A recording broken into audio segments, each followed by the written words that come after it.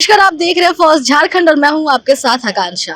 आप मेरे पीछे देख सकते हैं कि ये तमाम वही लोको पायलट्स हैं जिनकी पत्नियां कल यहाँ सीनियर डीओएम का घेराव करने आई थी, उनसे मुलाकात करने आई थी। तो आज इनसे ही बात करते हैं और जानते हैं कि आज जो ये धरना स्थल पर बैठे हैं इसके पीछे का कारण क्या है। आज आप धरना स्थल पे यहाँ बैठे हुए हैं, क्या रीजन है? मैडम, हम लोग करीब 10 दिन से पूरा मानसिक तनाव में काम करने के लिए मजबूर हैं, क्योंकि हम लोग रेल के प्रति समर्पित कार्यकर्ता हैं। कितनों धूप पहाड़, इतना कि हमारा इंजन जो बनाया गया है, इतना गर्मी लगती है कि बाहर का टेम्परेचर अगर 50 है तो 10 डिग्री वहाँ ज़्यादा रहता है। सारी विपरीत परिस्थितियों में हम लोग रेल के लिए 100% देने के लिए बाध्य हैं और देते भी हैं।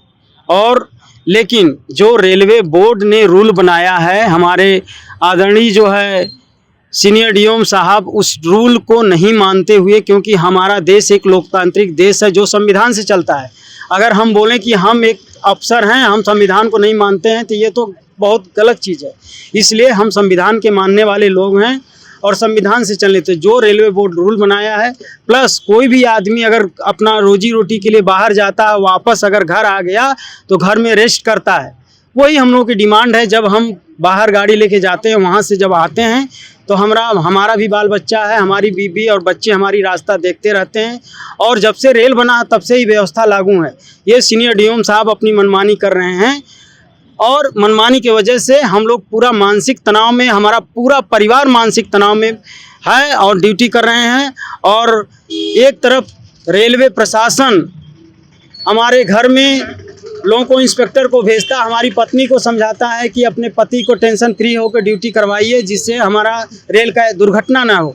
दूसरे तरफ से ये अधिकारी हमारे जो हैं दुर्घटना करवाने के लिए तुले हुए हैं कि हम मानसिक तनाव में जाएं, रेल का करोड़ों अरबों का नुकसान हो। क्योंकि जितना लाखों पब्लिक, करोड़ों अरबों का माल ढुलाई हमारे भरोसे होती है। हम लोग 2 आदमी आगे जगह रहते हैं, हमारे भरोसे वो पब्लिक सोती रहती है। क्योंकि आप भी जानती हैं कि सभी जितना प्रकार के यात्रा का साधन है, सबसे सुरक्षित यात्रा रेल की मानी जाती है। कल अंदर जब हमारी बातचीत हुई तो उनके तरफ से यह कहा गया कि परिवर्तन ही जो संसार का नियम है और भरोसे वो पब्लिक सोती रहती है। क्योंकि आप भी जानती हैं कि सभी जितना प्रकार के यात्रा का साधन है, सबसे सुरक्षित यात्रा रेल की मानी जाती है। कल अंदर जब हमारी बातचीत हुई तो उनके तरफ से यह कहा गया कि परिवर्तन ही जो संसार का नियम है और यही रीज़न है कि अभी इसमें परिवर्तन किया जा रहा है और जो आवर्स है, वर्किंग आवर्स, वो बढ़ाए जा रहे थे। इसको लेकर क्या कहना चाहते हैं? परिवर्तन संसार का नियम है, तो हम लोग तो बहुत परिवर्तन किए हैं। पहले तो बहुत कम दूरी में हम लोग काम करते थे, अभी तो हम 2-2, 300 किलोमीटर हमसे काम करवाया जाता है, हम खुशी खुशी करते हैं। आज हमारा OHE जो हाई मैग्नेटिक फील्ड में काम करने से हमारे स्वास्थ्य पर बुरा असर पड़ता है, वो सीनियर डीओएम साहब बताएं कि उस पर क्या प्रोटेक्शन करते हैं। हाई ध्वनि प्रदूषण, आज इलेक्शन में देखिए जगह जगह लाउड स्पीकर बचाने के लिए रोक दिया जाता है। जो सीटी लगी हुई है, हमारा कैब इंजन जो है वाटर प्रूफ नहीं है, साउंड प्रूफ। हमारे अभी सोचिए कि 10-15 साल से हमारे रेल में लोको पायलट में महिलाएं आ गई, उनके टॉयलेट की कहाँ व्यवस्था है। आज हमारे प्रधानमंत्री स्वच्छ भारत मिशन चलाते हैं। जब रेल मंत्री नीतीश कुमार थे, सोचिए कितना ज़माना बीत गया, उस समय से टॉयलेट लग रहा है इंजन में, आज तक ये नहीं लगा। तो हमारे तकलीफ़ की चीज़ें बढ़ाई जा रही हैं, हमारे डिवोशन को नहीं देखा जा रहा है। हम 15-15, 20-20 घंटा ड्यूटी करके गाड़ी को डेस्टिनेशन पहुंचाते हैं, जबकि मेरा ड्यूटी 8 घंटा 9 घंटा ड्यूटी है।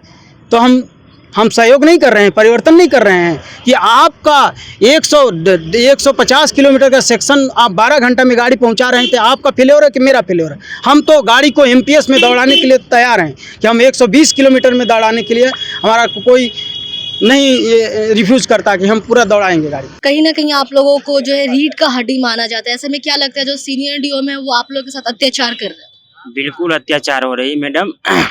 आज हमारे लोको रनिंग स्टाफ की जो ड्यूटी काउंट होती है या ड्यूटी जो दिया जाता है, वो 3 तरह से काउंट होती है। अगर देखा जाए तो वो हेडक्वार्टर से काउंट होती है, और या सेक्शन से काउंट होती है, या आउट स्टेशन जहाँ हम लोग का रनिंग रूम रहता है वहाँ से काउंट होती है।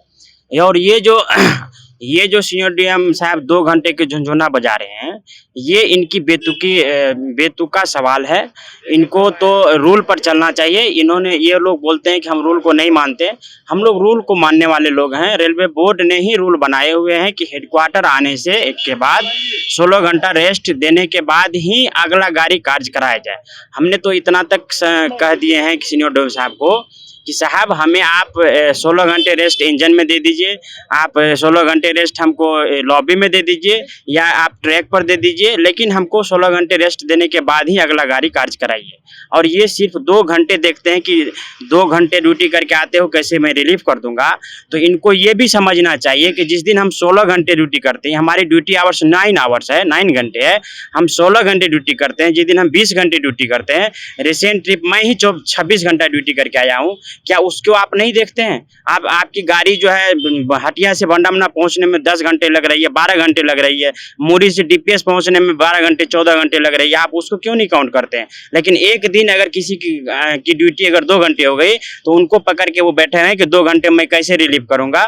तो ये मेरा सवाल है सीनियर डीएम साहब से कि रेलवे ही रूल बनाती है और उसी को आप लोग नहीं मानते हैं। तो हम कहते हैं कि रूल पर चलिए, रूल से काम कराइए। हम लोग आपके साथ कंधे से कंधे मिलाकर चलने के लिए तैयार हैं, और रेल के जो प्रोडक्शन है उसमें कंधे से कंधे मिलाकर हम लोग तैयार है करने। अगर सीनियर जो डीओएम है वो आपकी बातों को नहीं मानते तो ये धरना कब तक चलेगा?